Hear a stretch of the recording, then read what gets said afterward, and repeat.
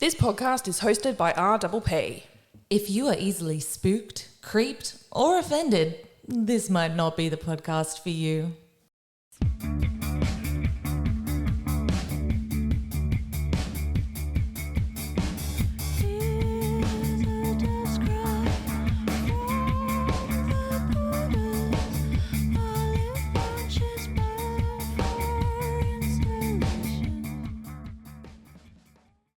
Hello, Fridgies. Welcome back to I Think My Fridge is Haunted, a very creepy podcast for very creepy people.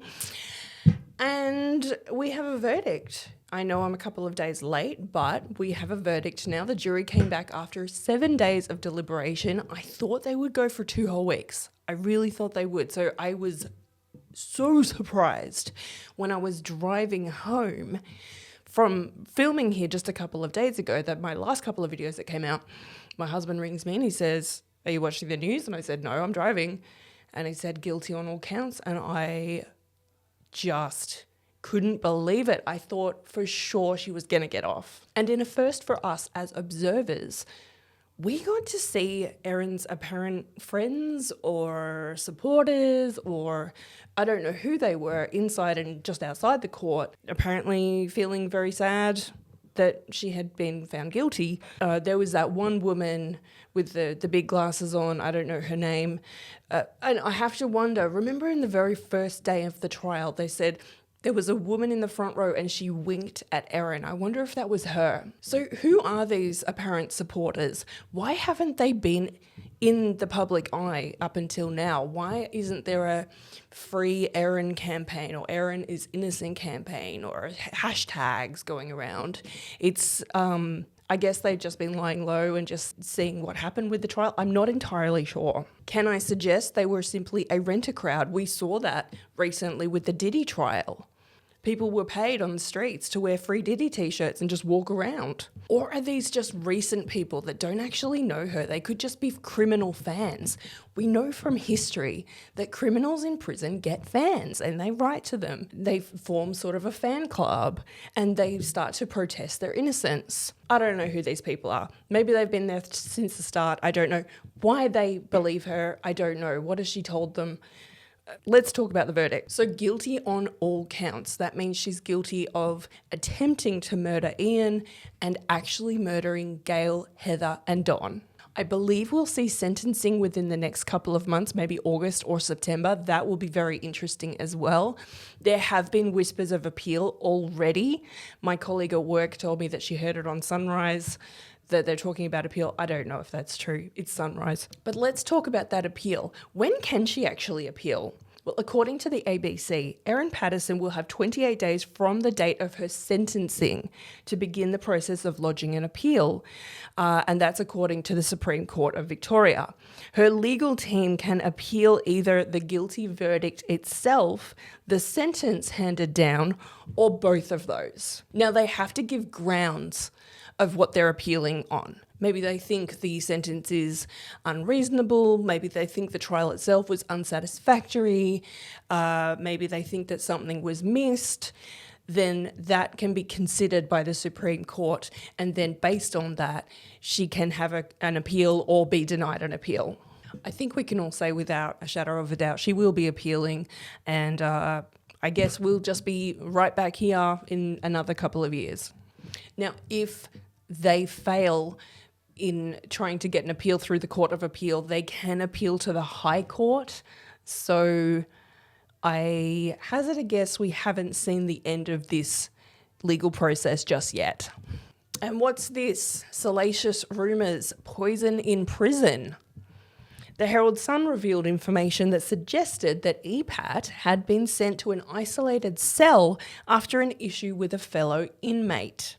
The headline read, Erin Patterson was given time in solitary confinement after she was accused by another inmate of tampering with prison food while waiting for her high-profile trial to begin. The allegation was made by a fellow inmate who was held at the same unit as Erin Patterson. And this is the maximum security prison, the Dame Phyllis Frost Centre, which is in Melbourne. Sources say The mushroom cook had fallen out with other inmates last year before at least one fellow prisoner fell sick when they ate a meal that was prepared in the unit. EPAT was then transferred into a hard locked down area known as the slot, which I guess if you've watched Wentworth, you know all about the slot, while officers probed the claim. In the slot, inmates are placed in solitary confinement for more than 22 hours a day with little human contact. Another source, I say in quotation marks, said that Patterson had acted, quote, completely entitled while she was on remand. This source also said all the girls have issues with each other in there. The unit Erin was housed in was almost like a melting pot of tension, as they are confined to the middle of the jail and have to be escorted anywhere they go. But a Justice Department spokeswoman yesterday said, quote, there is no evidence to support that there has been any contaminated food or suspected poisonings at Dame Phyllis Frost Centre. And she added that EPAT had never been able to prepare food for fellow inmates. And why would she? So if you ask me, I think that whole story is just completely made up. Let's move on to some other salacious comments that have been made about the case, this time by Dr. Chris Webster, who has been kind of the star of the show today, I have to say. Now, he was the doctor who notified police about Erin Patterson. Remember when she went to the hospital at 8 o'clock in the morning and she left after 5 minutes? He was the doctor that told her that she might have been contaminated by mushroom toxins and that it was very important that she and her children come to the hospital. Well, he told the media yesterday that there was a moment when she presented at Leongatha Hospital when she realised that EPAT was, quote, a disturbed sociopathic nutbag. He had received a call from the doctor that was treating Gail and Don at Dandenong Hospital. So Gail and Don had been changed over from Leongatha Hospital over to Dandenong Hospital because they were very, very ill.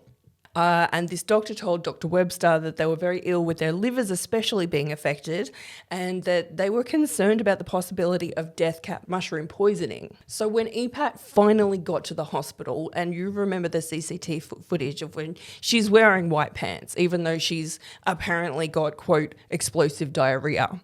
And when she got there, Dr. Webster basically had been expecting her. He knew that she would turn up at some point because he'd heard through the hospital grapevine what was going on with this weird lunchtime poisoning.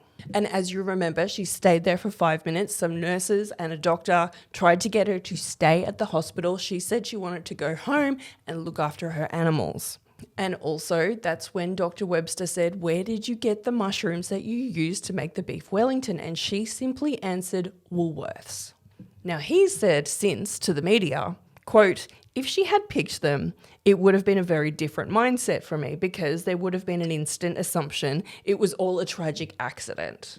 But once she said that answer, my thoughts were, holy fucking shit, you fucking did it, you crazy bitch, you poisoned them all. He said the turning point for me was that moment. She wasn't freaking out about the safety of her children. Looking into her eyes, I thought, I don't know what planet you're on, but you're not on Earth. If it was an Agatha Christie novel, this is how one of her characters would have done it. I think he's got a point there. And also, can Dr. Webster play himself in the telemovie? And I found this interesting. Speaking about looking at Erin in court as he commenced his testimony, he said, when I took the opportunity to sort of sneak a peek, it was visceral. I felt the intensity, the hostility, and the negativity towards me through her glare. It was a very intense gaze that we exchanged, and I kind of looked away fairly quickly. During the interview, he also said, quote, she's evil. So strong words from the doctor. It was also interesting to me that we can now see exhibits that were shown during the trial, and most of these photos, videos, those types of things. Interview videos with the police were one of them. There's just one photo that I'm really interested in, and that's this one. Now, this is a picture of the dining room. Now, see what's in the corner there? I'll zoom in. See what's in the corner? A dog bed. She did have a dog. That bed's too big for a cat. I'm going to go with maybe a cavoodle, maybe a whippet, maybe That bed's too big for a Kelpie. I think it's too big for a Border Collie. I'm going to go with something smaller, something of the smaller Oodle variety. Now let's talk about some of her former colleagues. From the ABC, Elise Kinsella wrote yesterday, one former colleague described Erin as being, quote, a bit strange. And from the air traffic controller days, during this article, it said that there was a training group of about 14 people, which they described as being like a second family because they spend so much time together. However, Erin was always on the outer fringes of this group and never accepted any invitations to social events. One colleague said, we always joked and supported each other. She was never a part of that. And they also said, regarding her intellect, quote, she was clever, she's no dope. Now, how about this?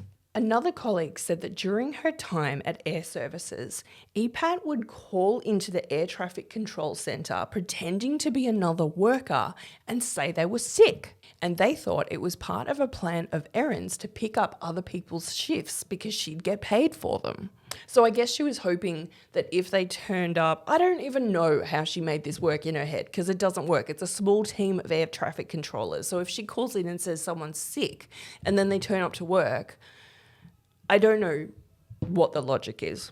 But what this tells us is that EPAT is no stranger to carrying out brazen acts that are bound to be found out.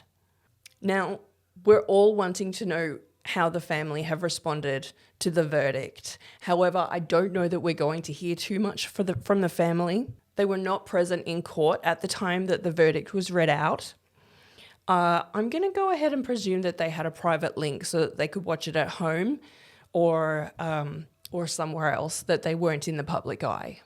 However, a representative of the Korumburra Baptist Church left a typed note on the church notice board on Tuesday. It reads, "We all greatly miss Heather, Don and Gail, whether we were friends for a short time or over 20 years. They were very special people who loved God and loved to bless others. It's been a long journey and we continue to lovingly support Ian, Simon and all the Wilkinson and Patterson family members through this difficult time. We appreciate all the care from our local communities, special support from individuals and from the Baptist Union of Victoria and the churches and people from all over the world who have been praying for us.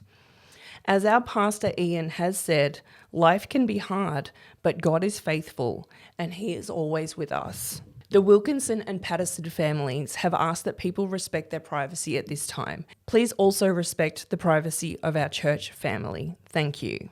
Now, in closing today's verdict video, here are some questions that I want to ask you guys. Do you think that driveway interview was Erin's downfall? If it wasn't for that damning video, would you think differently about her and the case? I'm sure that video did not do her any favours. Technically, it's not like she had a choice. I mean, the media bombarded her as she was coming home from shopping. But the performance that she put on with the fake crying and the suggesting that she has no idea what had happened, it didn't look good. And secondly, and this will haunt me until the end of time, what did she dispose of at the Caldermead service station? I am willing to bet it was the last beef Wellington. The beef Wellington that was supposed to be for Simon. I don't think the children had any leftovers from that meal whatsoever. I think they had a completely different steak. Finally, there's been a lot of talk over the last couple of days of, but what was the motive? Do you think that is enough of a motive to kill Simon's family? Was she so used to getting her own bratty way all the time that she could carry out a triple homicide for such a petty reason? As usual, please leave your comments down in the comments section if you're on YouTube. If you're listening on Apple Podcasts or Spotify, don't forget you can always come over to our Instagram page at I Think My Fridge is Haunted and leave us a comment there or slip into our DMs. We always read them. By the way, I'm not going to be here for the next couple of weeks probably because I've got a lot of work on at the moment. But after a couple of weeks, I will be back with a whole new different story because let's face it, we've all had enough of the mushroom case. Until that time, everybody, be creepy, but don't be a creep.